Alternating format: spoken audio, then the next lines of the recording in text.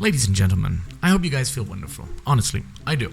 So, today we're gonna be talking about the Jester. Actually, I haven't changed the class. I bought both, so they cost 50 rubies each. So, subclasses. There we go. Let's switch to the Jester. Okay. So I'm gonna tell you the best ways and a few tips and tricks that I picked up along the way. A few people actually told me a few things here and there as well about the Jester, which is really good for PvP. So we're not playing against any mobs today. We're gonna be fighting against people. Well, not gonna fight in this video. I'm just gonna show you how the Jester works, what the skills do, and how you can utilize them the best. We're gonna start off. Let me just quickly throw all of the skills in here just so we have something to work with. Let's start talking about the clone here, or whatever it's called. What is it actually called? I didn't see. 1 second. It's called the Jester clone. Okay, so it is actually the clone. Alright. So, what happens here is you're initially gonna exchange your E skill, right? You're gonna exchange it for the Jester trap. You might be thinking, well, then I cannot be invisible. But the clone actually provides this. So, when you're actually battling people, and you're gonna go like this, you actually go invisible. So what you potentially could do is to literally fool people. You could stand around the corner like this. So if they come into the map, right, and you're gonna stand here like this, like somewhere on any kind of wall that you can see. Set down your clone, and from the outside they will see this, right? They will see you just to be there, but it's only a short time there, so you have to kind of think about that too, right? And then you can start attacking. So having a lot of base damage is obviously very good. I think I'm gonna push it to 300 today. I'm gonna try to get 300 damage, which is already quite insane, ladies and gents. Gonna be pushing for a 300 with a different build. I'm gonna make another video about that in the next few days, or probably maybe even later on. So, exactly. So this is basically how you use it. We can actually read through the skill here if you want. You go into invisibility for 10 seconds and installing your copy. When a copy is destroyed, it actually explodes and stuns the opponent for 1 second, which is actually quite powerful, to be honest, you know. So even if you're in battle and you're a little bit tankier, or you can actually take the damage, you can still use that clone.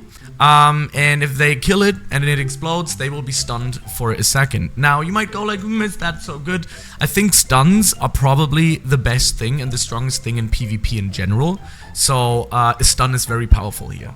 Now, here's another trick for the Jester trap. So, the Jester trap is a funky one. The way people told me, like, there's actually a trick that you can use. You can actually place the Jester trap inside a wall. So what actually happens is you're gonna place the Jester trap, right, and it starts damaging up to 5 people, or 4. Well, let's go and read through this. Really interesting stuff. So the Jester trap sends a shooting trap that shoots at 5 random enemies, dealing 75% plus 3 base physical damage. So that's actually quite powerful. If you actually have some good base physical damage, some nice damage stack, that is actually gonna do quite a lot of damage. You know, 75% is good.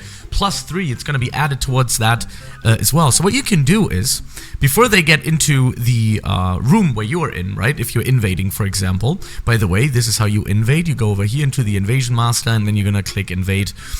So what you can do is, you can actually place this trap inside of the wall, and it actually starts shooting people from that wall. So that is overpowered. Really, really strong. You can place it inside of the wall. And wait, I don't know. I don't think if it's still there. Probably not.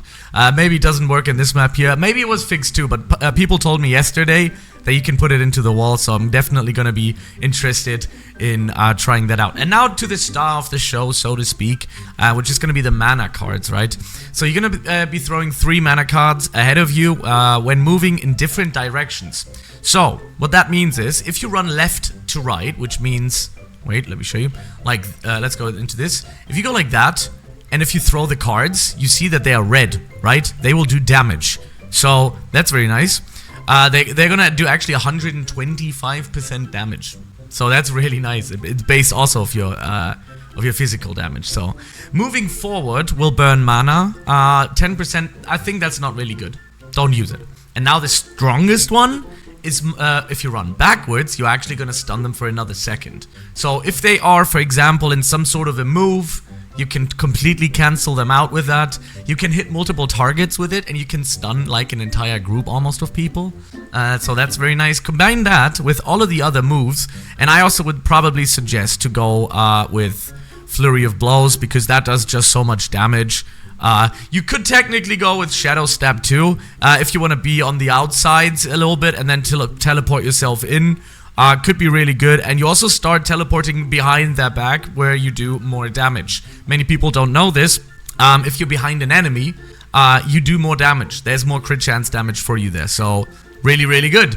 You can make some fun builds with this. I would also always run probably Glass Cannon, Cannon Glass, whatever it's called. Here increases the damage by 20% and increase the received damage by 12%. But I think the damage input of 20% is actually quite a lot, so I would always go with that. I mean, we don't really care about those 12%. Was this buffed, so to speak? Because I thought it was more received damage, but yeah. That is basically how you play the Jester. So place the trap in wherever, you know, probably in some side of the wall, perhaps. Then, you know, when they come in, you can literally throw out the golden ones, stun them, attack them, you know. You can also go close range with that. You can set in your clone, and you can white, and then do this. So there's a lot of possibilities here with the Jester, and I think I would almost go as far that this is one of the strongest subclasses when it comes to PvP in dungeon leveling. So yeah, really, really good. This stuff doesn't look very fancy, but it is super effective. So yeah, you can do with that what you will. I hope you guys enjoyed this short video, this short guide on how to play the Jester and, you know, what kind of works and what doesn't. And I'll see you in the next video. Have a good one. Peace.